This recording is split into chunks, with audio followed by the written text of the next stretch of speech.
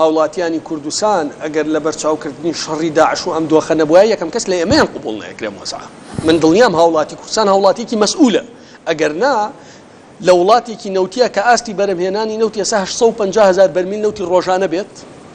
تەنیا 5 ملیۆن کەس بی خاوەنی سەرچاوی سروشتی زۆر بێت خەڵک کێشەی کارەبای نەبێت کێشەی ئاوی نەبێت لە کاتێکە نابێم کێشانە هەبن. باش کاگالی لەم دۆخەیە وەکو دکتۆری ژووتی لەم دۆخەیە خۆپیشاندانی چارەسەرەکە خۆپیشاندان فشارێکە کاریگەری هەیە بەڵام لە چوارچێوەیەکی مەدەنیە و من دڵنیام پێوای حکوومەت لە ژێرە و فشارە بتوانێت شتێک بکات بەم خێرایە نەخێر حکوومەت تووشی نەزیفی مالی بووە ئێستا نەزیفی مالی ئەوەیە تووشی خوێنبەربوونیەک بووە پێی ناگیرێتەوە لەبەر ئەوەی ئەوانەی کە لەم پرۆسا گەندەڵی گەورەیان کردووە و ئەوانەی مستەفید بوون خەڵکی زۆر بەهێزن و ئەبێت هەمومان پێکەوە قەناعەتکەین سیستەمی بۆ ئەم وڵاتە دابڕێژینەوە ئەگەرنا من دڵنیاتەکەمەوە کەی بەو خەڵکاڵێ بە 600,000 بەرمیلەکە بگا بە 700,000 بەرمیلیش حل نابێ ئەم دۆخە بەمە حل نابێت ئەگەر سیستەمەکە دانەڕێژۆ لە سیستەمی موچەوە بۆ کۆکردنەوەی داهاتی نەوت لە کۆکردنەوەی داهاتی نەوتەوە بڕینی دەستی ئەو کۆمپانیا گەورانەی کە ساڵەهای ساڵە خەڵک فەقیرە بێت و ئەوان ئێستا کۆمپانیامانەیە لە سای نەوت یاریەمی کوردستانە سەرمایەکەی گەشتۆتە 12 ملیار دلار کەچی حکوومەتەکە خۆی 21 ملیۆن 20 ملیۆن دلار قەرزادە. کاک سۆران ئێوە سەرۆکایەتی لیژنەی مافی مرۆڤەکەن لە پەرلەمانەوە وترێت ینی سادەترین مافی مرۆڤەوەیە تۆ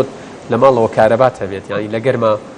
خۆت و ماڵ و مناڵە ینی تر نازانم لە هەندێک شوێن لە منی کوردستان ئەڕۆن لە نزیکی ئەحماوە و لە شوێنە ساردەکان ئاخەون شەوان ینی ناڕوومە سەر قەیرانەکان زۆرن و خۆشت ئاگاداری چی ئەبێت چی بکرێت لە ئێستەیە هاوڵاتیان زۆر بێزارن ئێوە چی بەو هاوڵاتیان ناڵێن؟ سڵاو بۆ بەڕێست و بۆ میوانە عزیزەکانی هاوڕێم و ئەو بەڕێزانەی کە لێرن و ئەوەشی کە گوێیان لێمانە من وەک نوێنەرێکی خەڵکی کوردستان لەگەڵ 110 نوێنەری تر کە لە پەرلەمانی کوردستانین وەکو خۆم لە نزیکبوونەوەی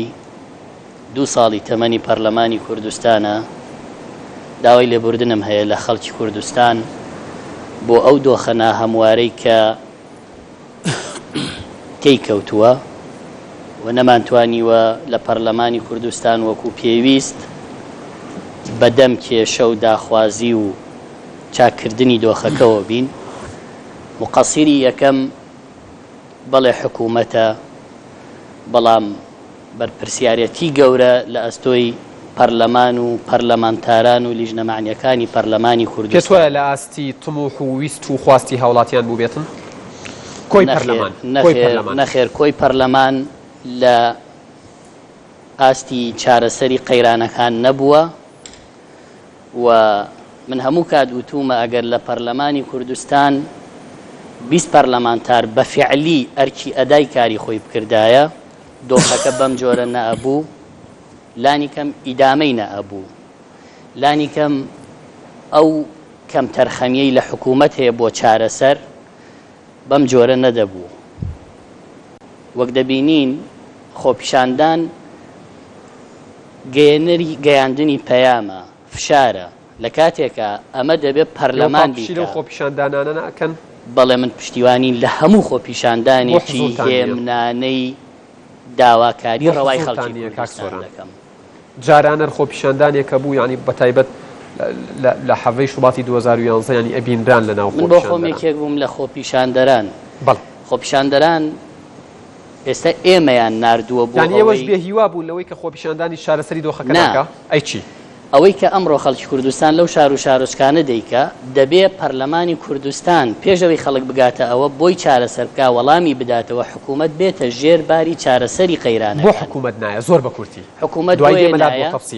حکوومەت بۆیە نایە وەک جەستەیەکی لێ هاتووە تووشی شێرپەنجە بووە دەست بۆ هەر پارچەیەکی ئەم جەستەیە دەبەی وێران بووە چارەسەر ئەوەیە کە خوێنی ئەم جەستەیە بگۆڕی پارچەکانی ئەم جەستەیە هەمووی بگۆڕی واتە شوێنێکی ساغ لەم حکوومەتە کە کەڵەکەبووی قەیرانی حەو کابینەیە بە کابینەیەک چاک نابێ و بە خولێکی پەرلەمانی چان من دێمە وڵات بزان ئەم خوێنە بێت چۆن بگۆڕێت ئەم سەرەتانە بێت چۆن چارەسەر بکرێت دکتۆر سەروەر